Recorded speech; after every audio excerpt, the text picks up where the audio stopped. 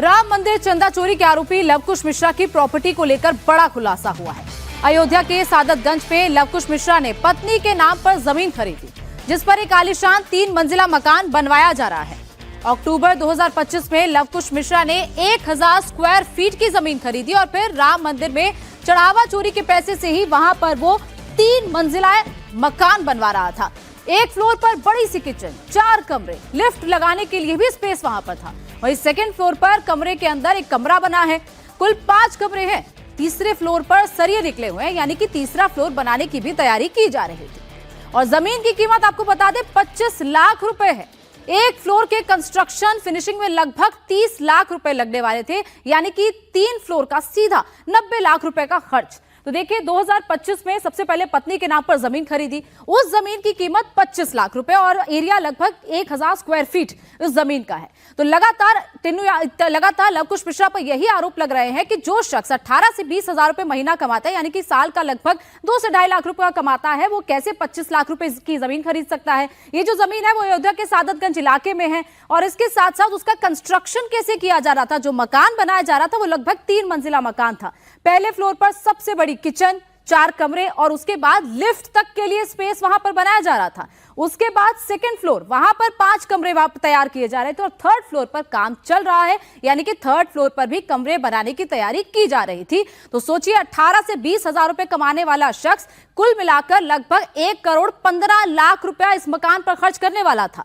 लवकुश मिश्रा महज 18 से 20 हजार रुपए कमाता है। इसमें साफ है कि लवकुश मिश्रा ने चंदा चोरी के पैसे से ही आलीशान घर बनवाया। अब खर्च आपको बताते हैं कि किस तरीके से इस पूरे मकान पर खर्च किया जा रहा था। 25 लाख रुपए में जमीन खरीदी और उसके बाद ये फ्लोर बनाने में, यानी कि एक फ्लोर का खर्च जिसमें लगभग 4 कमरे, किचन या 5 कमरे बनाए जा रहे थे, उसका खर्च 30 लाख रुपए एक फ्लोर बनाने का। और अगर आप 3 फ्लोर का मकान वो बना रहा है तो 3 यानी कि 3 गुना कर लीजिए तो 90 लाख रुपए वो पूरा ये फ्लोर्स बनाने में खर्च कर रहा था। उसमें अगर आप 25 लाख रुपए जमीन का जोड़ देते हैं तो लगभग 1 करोड़ 15 लाख रुपए इस पूरे मकान पर वो खर्च कर रहा था।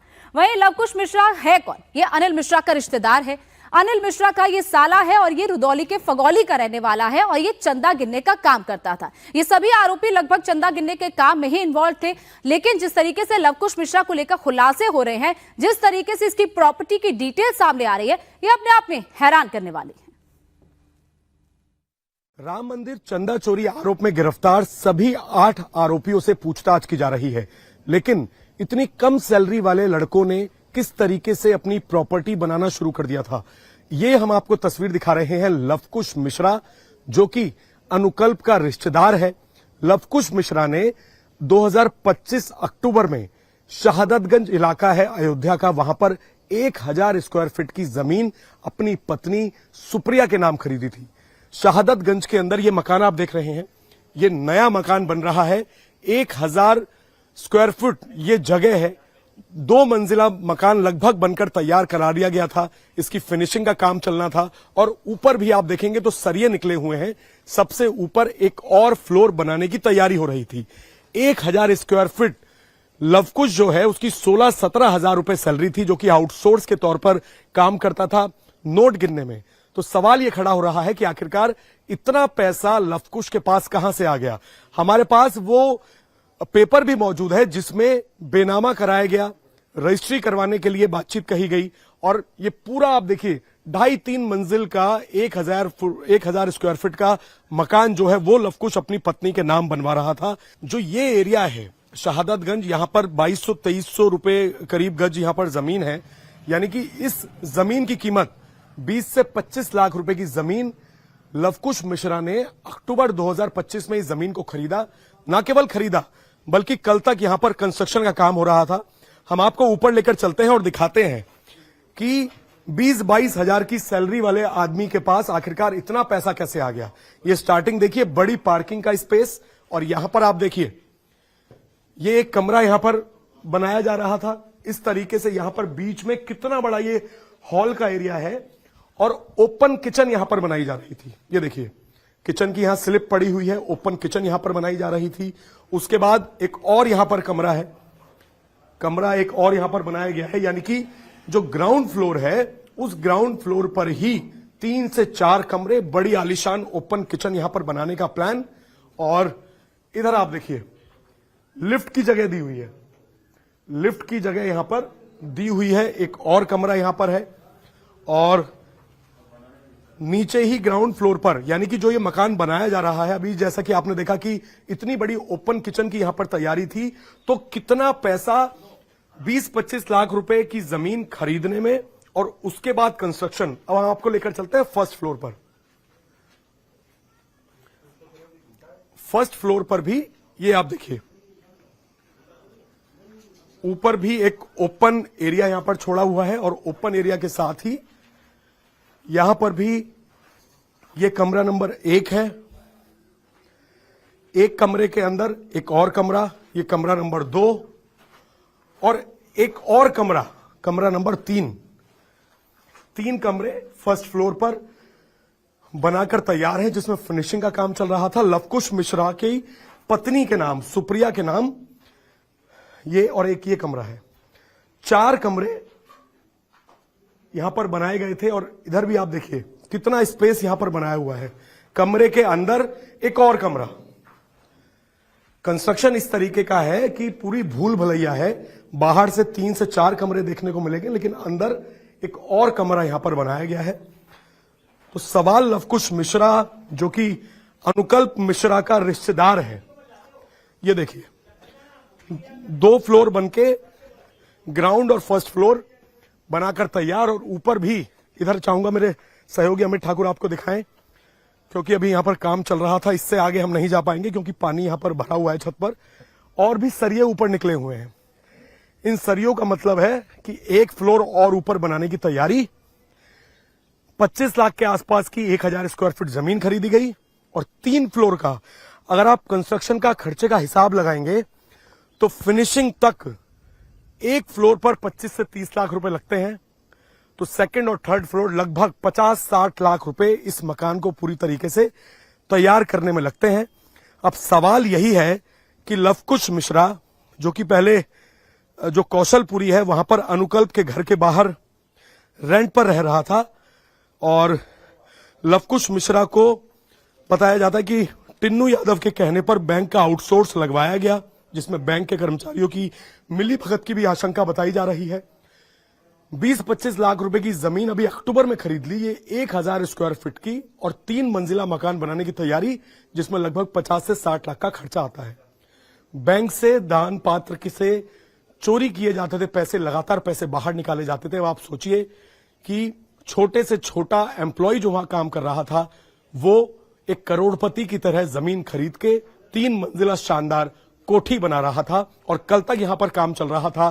फिलहाल आज यहां पर काम नहीं हो रहा है, कोई मजदूर यहां पर मौजूद नहीं है, लेकिन लवकुश मिश्रा गिरफ्तार होने से पहले लगातार यहां पर ठेकेदार को काम समझाने के लिए और पैसे देने के लिए आता रहता था। अयोध्या के सादतगंज इलाके में जमीन का बेनामा अक्टूबर 2025 में हुआ था। इंडिया टीवी के पास इसके पेपर्स भी हैं।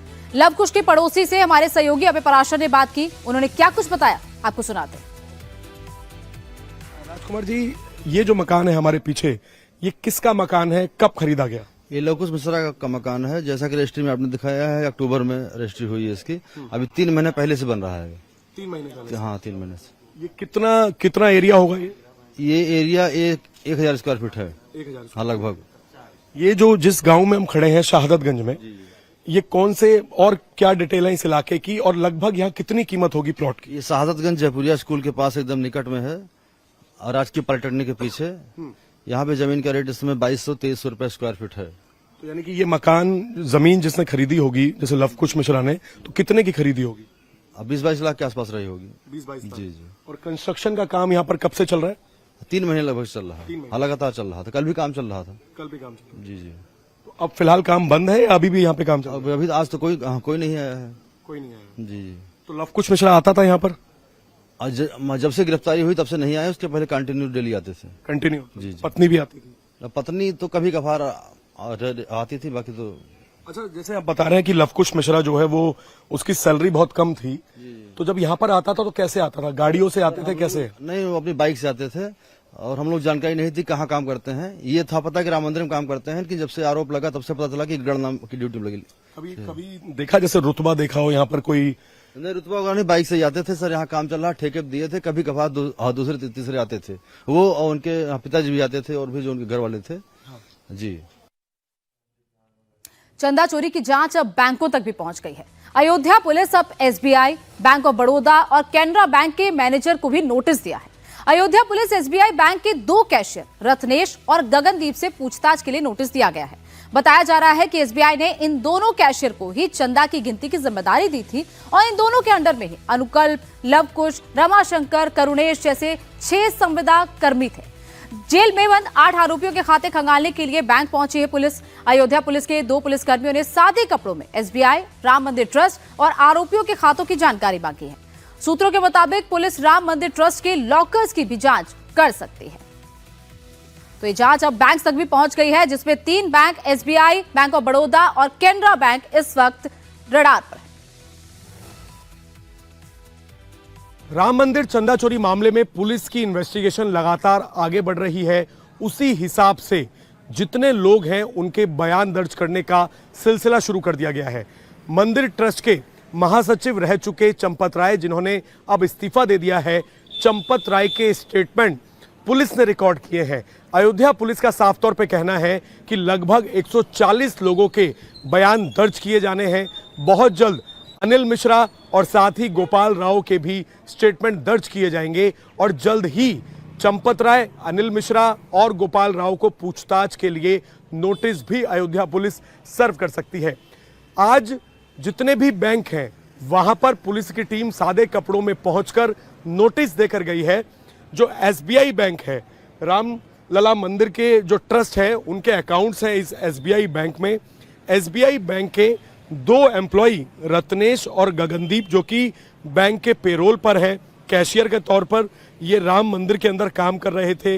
इनकी भूमिका भी संदिग्ध पाई गई है, क्योंकि जो 6 लोग जो आउटसोर्स कैशियर थे, जिसमें अनुकल्प, लवकुश, अविनाश शुक्ला, करुणेश, रमाशंकर जो है, ये सभी इन्हीं दोनों बैंक के एम्प्लॉय के अंडर में काम करते थे और साथ में नोट गिनने का काम करते थे।